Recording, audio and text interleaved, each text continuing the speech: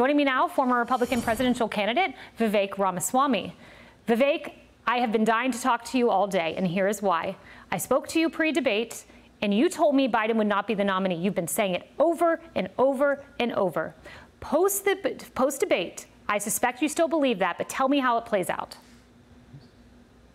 Look, I think that the reality is the managerial class around Biden has lost their use for him.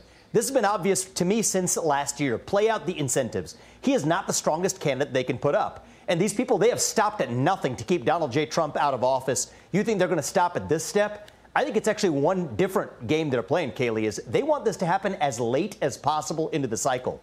They want it to be in the honeymoon phase of a new candidate. Initially, you get that honeymoon phase before the scrutiny comes. If that swap out comes in August or even after August, they get to put up a candidate who will not yet have had the scrutiny, keep Republicans guessing.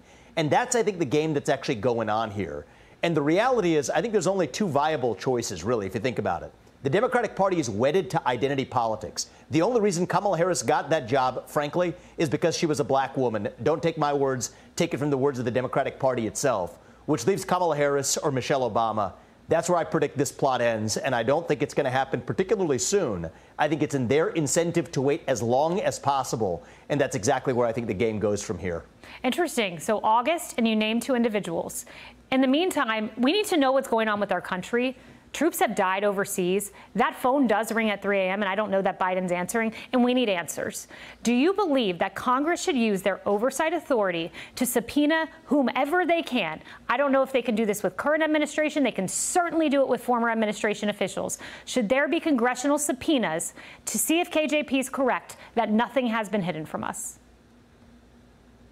Look, I think we should use every toolkit in our arsenal right now. Every leader in Washington, D.C. has a heightened obligation now more than ever because we have a president of the United States who is absent. Forget the election this year, even aside from the election. Just speaking as an American, Kaylee, Americans deserve an answer to the question of who is actually running the country. It is clear after that abysmal debate performance, it isn't Biden.